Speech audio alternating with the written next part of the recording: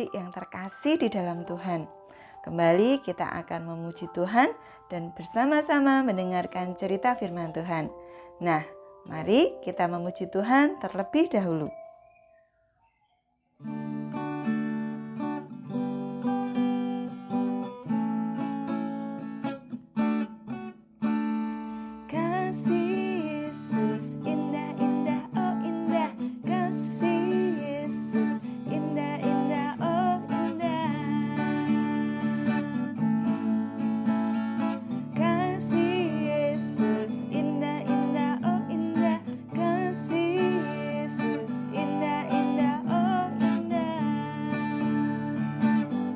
Lebih indah dari pelangi, lebih indah dari bintang di langit, lebih indah dari bunga di padang, oh Yesusku.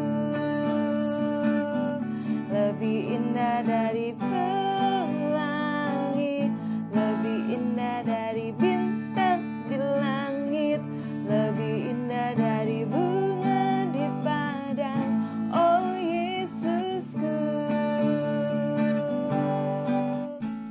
Nah, adik-adik semuanya, pagi hari ini kita akan mendengarkan firman Tuhan berjudul Petrus menyangkal Yesus.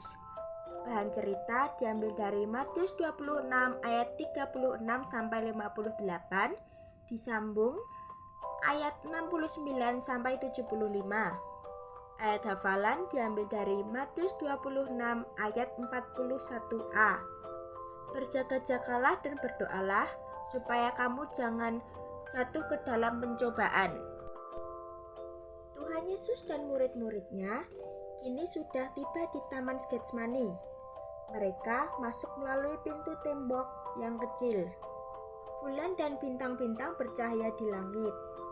Mereka berjalan dalam bayangan pohon-pohon zaitun yang daun-daunnya berkilat seperti perak karena cahaya bulan. Sekarang kalian boleh duduk di sini. Tetapi Petrus, Yohanes, dan Yakobus, ikut aku ke sana, kata Tuhan Yesus. Lalu Tuhan Yesus dan ketiga muridnya berjalan sedikit lagi masuk di taman. Sambil berjalan, Tuhan Yesus berkata, "Hatiku sangat sedih. Tinggallah di sini dan berjaga-jagalah dengan aku." Tetapi begitu duduk, Petrus dan kawan-kawannya tidak sanggup berjaga-jaga. Mereka sedih dan letih sekali. Tidak berapa lama kemudian, mereka sudah terbaring. "Hai Petrus, bangunlah." Petrus duduk dengan terkejut, kemudian berdiri. Apa yang dia lihat? Ada banyak orang laki-laki yang datang sambil membawa obor.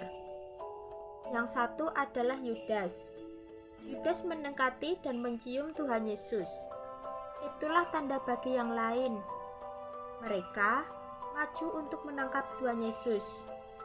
Petrus sudah tidak tahan lagi.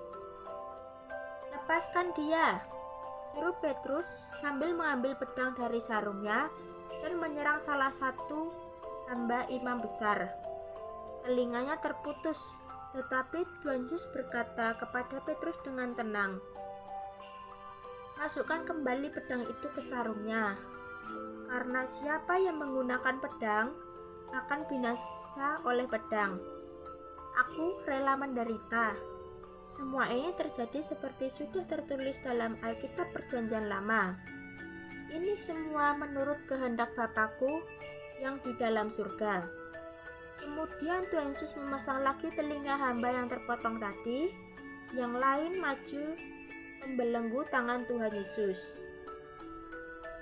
Melihat semua yang terjadi, murid-murid sangat takut dan lari, meninggalkan Tuhan Yesus dalam tangan musuhnya.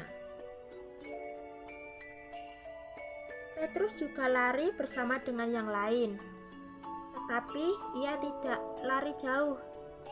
Ia ingat akan janjinya bahwa ia akan ikut Tuhan Yesus sampai ke dalam penjara.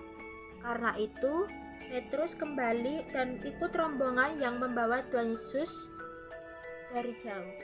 Tuhan Yesus dibawa ke istana imam besar Kayafas. Waktu Petrus tiba pada pintu gerbang itu, Tuhan Yesus sudah dibawa masuk. Apakah Petrus ikut masuk? Ia sebenarnya tidak berani.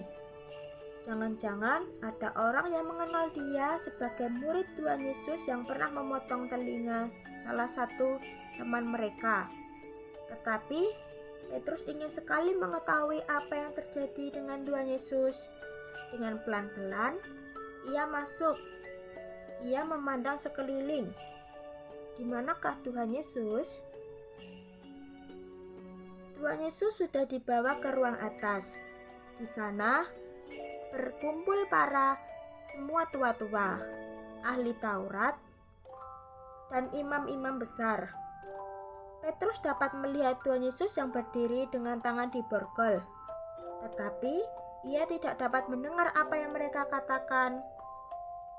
Hamba-hamba imam besar menunggu di halaman luar. Malam itu sangat dingin, sehingga mereka menyalakan api unggun. Petrus pergi dan duduk di antara mereka. Tiba-tiba seorang perempuan berkata, "Kau juga termasuk temannya Yesus, bukan?" Tidak, seru Petrus kaget. "Saya bukan orangnya. Saya tidak tahu maksudmu." Petrus bangun, ia sangat takut sekali. Mungkin lebih baik berdiri jauh-jauh saja. Petrus kembali ke pintu gerbang, tetapi di situ juga terdapat hamba-hamba imam besar. Mereka memandang kepada Petrus dan seorang berkata kepada yang lain, "Kalau tidak salah, orang ini juga bersama-sama dengan Yesus, orang Nazaret itu." Dalam ketakutan, Petrus langsung menjawab, "Aku tidak kenal orang itu." Tetapi mereka belum puas mendengar ucapannya. Ada yang mendekati Petrus dan berkata lagi, "Saya yakin bahwa engkau salah seorang dari mereka. Itu nyata dari bahasamu." Sekarang Petrus meruntuki dirinya sendiri dan bersumpah. Itu berarti berjanji dengan sekuat-kuatnya, "Saya sungguh-sungguh tidak mengenal Yesus dari Nazaret itu." Inilah ketiga kalinya bahwa Petrus mengatakan ia tidak mengenal Tuhan Yesus. Malam sudah hampir pagi. Tiba-tiba kedengaran suara seekor ayam jantan yang berkokok. Lalu berpalinglah Tuhan Yesus memandang Petrus. Tiba-tiba Petrus teringat akan apa yang dikatakan Tuhan Yesus. "Sebelum ayam berkokok, engkau akan menyangkal aku 3 kali." Petrus sudah tidak tahan lagi. Ia lari keluar dari halaman istana imam besar sambil menutup mukanya. Ia kembali ke tempat yang sunyi, sepi, dan menangis tersendu-sendu. Nah, adik-adik semua, malam sebelumnya Petrus merasa sanggup tetap bersama dengan Tuhan Yesus. Tetapi ia tidak bisa. Walaupun ia sangat mengasihi Tuhan Yesus, jadi ia takut sekali melihat apa yang terjadi dengan Tuhan Yesus. Ia takut waktu ditanya. Tuhan Yesus memandang kepada Petrus. Petrus tahu Tuhan Yesus masih mengasihi dia, tetapi hatinya sedih sekali tentang dirinya sendiri. Nah, apakah adik-adik juga pernah merasa demikian? Mungkin adik-adik sering diejek dengan kata-kata jelek waktu pergi ke sekolah minggu. Kemudian, adik-adik tidak mau datang lagi. Tetapi apakah kalian tahu? Tuhan Yesus menunggu kalian di sekolah minggu. Kemudian adik-adik menyesal. Kalau itu terjadi kepada kita harus berdoa kepada Tuhan Yesus supaya Ia menolong dan menguatkan kita, sehingga kita tidak menyangkal Dia. Petrus tidak berdoa pada malam itu karena ia tertidur. Kalau kita berdoa, kita merasa dekat dengan Tuhan Yesus dan Ia pasti akan menolong kita. Nah adik-adik, sekian firman Tuhan pada pagi hari ini. Sampai jumpa di minggu depan. Tuhan Yesus memberkati. Tuhan Yesus, kami mengucap syukur untuk firman Tuhan. Kali ini kami diajarkan untuk kami tetap mengakui Tuhan Yesus sebagai juru selamat kami dan tetap menyembah Tuhan apapun yang terjadi di dalam kehidupan kami.